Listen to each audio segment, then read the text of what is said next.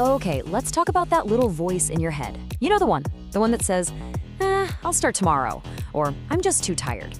The one that tells you you're just lazy. But what if that voice is totally wrong?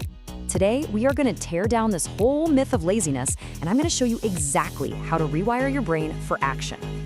I mean, really think about it. You ever get to the end of the day, you look at your to-do list, and this wave of frustration just washes over you?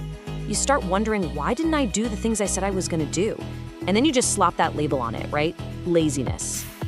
Well, I'm here to tell you something that might sound kind of crazy. What you're feeling, it's not some kind of character flaw. The whole story you've been telling yourself about being lazy, it's just not true. It's a complete misunderstanding of what is actually happening inside your own head.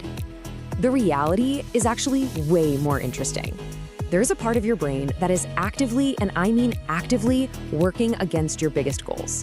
And this isn't a bug in your system, it's a feature of your brain's ancient operating system. And right now, it's sabotaging you. So that little voice whispering, just do it tomorrow, or you don't have the energy, that's not the real you talking. It's a deeply worn-in neural pathway. It's a pattern, a loop that has become a trap. And stick with me, because we're about to figure out how to break out of it. All right, so let's dive into the first big idea here. We've got to dismantle the laziness myth. And the absolute core of this is getting you to accept that you are not the problem. Your struggle is 100% real, but the source isn't what you think it is.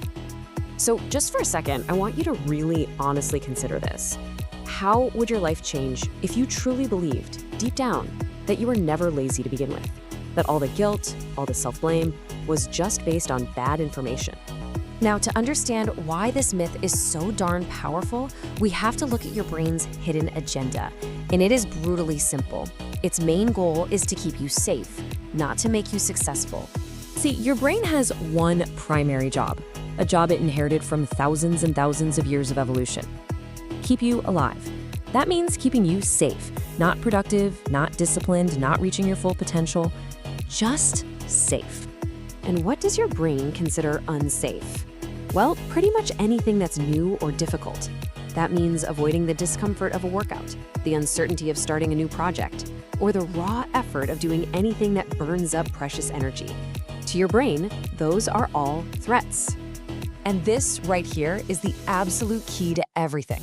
That feeling you've been calling laziness, it's actually your brain's ancient protection mechanism kicking into high gear.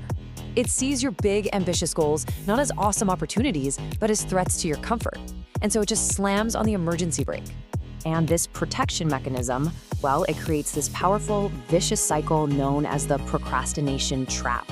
This is the system that reinforces the feeling of laziness over and over, and it's what keeps you feeling so stuck. So here's how it works.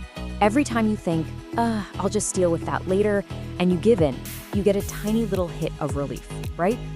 Your brain learns a very simple lesson from that. Avoiding the hard thing feels good. Avoiding discomfort equals a reward. Now, you repeat that loop enough times, day after day, week after week, and your brain does something really dangerous. It stops seeing procrastination as just a behavior, and it starts building an identity around it. You begin to believe deep down, I am a lazy person. And here's the kicker. Your brain doesn't care about your dreams. It doesn't care about the amazing future you want to build. It only cares about right now and what's familiar.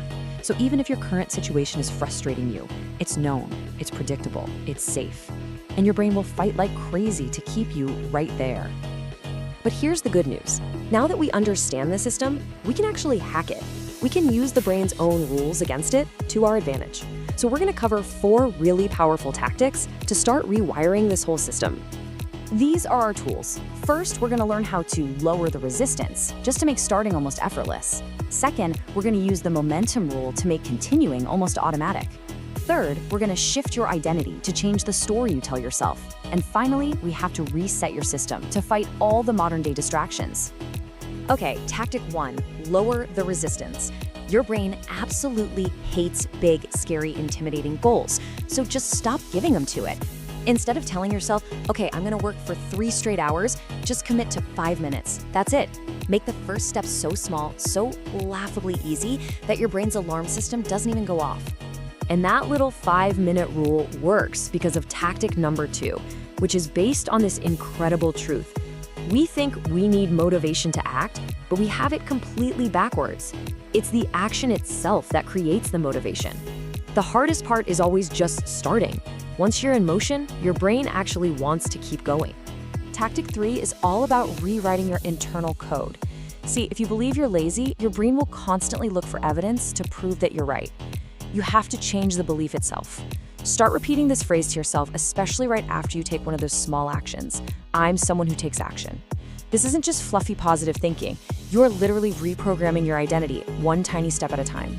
And finally, tactic 4, and man, is this one crucial for the world we live in. If you're constantly feeling drained and you can't get motivated, the problem might not even be your internal wiring. It's your environment. You're not unmotivated, you are overstimulated. That constant fire hose of easy dopamine from social media and notifications completely fries your brain's reward circuits, making anything that requires real effort feel impossibly hard. So how do we pull all of this together? Well, it all comes down to one final critical shift in your thinking. This is how you really truly take back control. The single most important thing to take away from all this is this: you were never lazy. You were simply running on a powerful ancient program that you didn't even know existed. But now you do. Now you have the map. You can see the pattern.